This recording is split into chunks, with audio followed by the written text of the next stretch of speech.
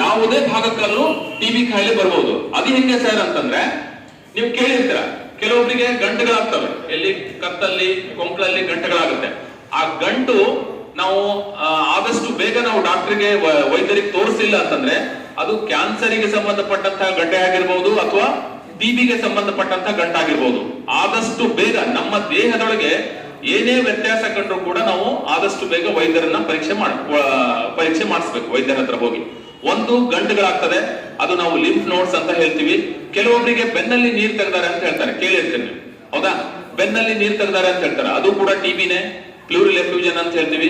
ಕೆಲವೊಬ್ಬರಿಗೆ ಜ್ವರ ಮೆದುಳಿಗೆ ಬಂದಿತ್ತಂತೆ ಸರ್, ಆ ಮನುಷ್ಯ ತೀರ್ ಹೋದ ಅಂತ ಹೇಳ್ತೀವಿ, ಟಿಬಿ ಮೆನಾಂಜಿಟಿಸ್ ಅಂತ ಹೇಳ್ತೀವಿ ಹೌದಾ?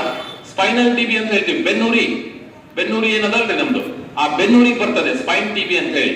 ಬೋನ್ ಟಿಬಿ ಎಲುಬುಗಳಿಗೆ ಬರ್ತದೆ, ಐ ಟಿಬಿ ಕಣ್ಣಿಗೆ ಬರ್ತದೆ ಹೌದಾ? ಸ್ಕಿನ್ ಟಿಬಿ ಚರ್ಮಕ್ಕೆ ಬರ್ತದೆ. ಜೆನಿಟೋ ಯೂರಿನರಿ ಟಿಬಿ ಅಂತ ಹೇಳ್ತೀವಿ, ಹೆಣ್ಮಕ್ಳಿಗೆ ಗರ್ಭಕೋಶನೇ ಕಿತ್ತಾಕೋ ಪರಿಸ್ಥಿತಿ ಬರ್ತದೆ ಹೌದಾ?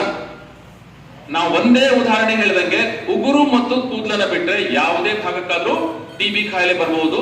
ಇಷ್ಟೊಂದು ಭಯಾನಕ ಇದ್ರೂ ಕೂಡ 100% ಗುಣ ಆಗುವಂತಹ ಚಿಕಿತ್ಸೆ ಇದೆ ಇದಕ್ಕೇನ್ ಹೆದರ್ಬೇಕಾಗಿಲ್ಲ. ನಾವು ಏನ್ ಸರ್ ನೀವು ಇಷ್ಟು ದೊಡ್ಡ ಏನೇನೋ ಹೇಳ್ಬಿಟ್ರಿ ಮತ್ ಮುಂದೆ ಹೆಂಗ್ ಸರ್ ನಮ್ ಗತಿ ಅಂತ ಹೇಳಿ, 100% ಗುಣ ಆಗುವಂತಹ ಚಿಕಿತ್ಸೆ ಪ್ರತಿಯೊಂದು ಸರ್ಕಾರಿ ಆಸ್ಪತ್ರೆಯಲ್ಲಿ ₹1 ನಿಮಗೆ ₹1 ಖರ್ಚಾಗ್ಲಾರ್ದಂಗೆ ಈ ಒಂದು ಚಿಕಿತ್ಸೆನ ಪ್ರೊವೈಡ್ ಕೊಡ್ತಾರೆ ಪ್ರತಿಯೊಂದು ಸರ್ಕಾರಿ ಆಸ್ಪತ್ರೆಯಲ್ಲಿ ಹೌದಾ? ಟೆಸ್ಟ್ ಮಾಡೋದಕ್ಕೆ ನಾನು ಹೇಳಿದೆ ನಿಮಗೆ, ಒಂದು ಡಬ್ಬಿ ಮತ್ತೆ ಒಂದು ಸ್ಪುಟಮ್ ಫಾಲ್ಕನ್ ಟ್ಯೂಬ್ ಅಂತ ಹೇಳಿ ಆ ಒಂದು ಪ್ಲಾಸ್ಟಿಕ್ ಟ್ಯೂಬ್ ಅನ್ನ ಕೊಡ್ತೀವಿ. ಆ ಒಂದು ಟೆಸ್ಟ್ ನೀವೇನಾದ್ರೂ ಹೊರಗಡೆ ಮಾಡಿಸಿದ್ರೆ ₹2,500 ಹೌದಾ? ಆ ₹2,500 ಟೆಸ್ಟ್ ಮಾಡೋದ್ರಿಂದ ನಮ್ಮಲ್ಲಿ ಫ್ರೀ. ನಮ್ಮ ಜಿಲ್ಲಾ ಆಸ್ಪತ್ರೆ ಪ್ರತಿಯೊಂದು ಆಸ್ಪತ್ರೆಯಲ್ಲಿ ಕಫ ಪರೀಕ್ಷೆನ ಮಾಡಲಾಗ್ತದೆ. ಸ್ಪೆಷಲ್ ಟೆಸ್ಟ್ ಸಿಬಿ ನಾಟ್ ಅಂತ ಹೇಳ್ತೀವಿ ನಾವು. ₹2,500 ಒಂದು ಟೆಸ್ಟ್ಗೆ ಅಂತ ಏನ್ ನಿಮ್ಗೆ ಹೇಳಿದ್ರೆ ಅದು ಕೂಡ ಉಚಿತ ಹೌದಾ? ನಮ್ಮ ಜಿಲ್ಲಾ ಆಸ್ಪತ್ರೆ, ಕನಕಗಿರಿ ಆಸ್ಪತ್ರೆ, ಗಂಗಾವತಿ ಮತ್ತು ಕುಷ್ಟಗಿ ಆಸ್ಪತ್ರೆಗಳಲ್ಲಿ ಆ ಟೆಸ್ಟ್ ಗಳನ್ನ ಮಾಡ್ತೀವಿ.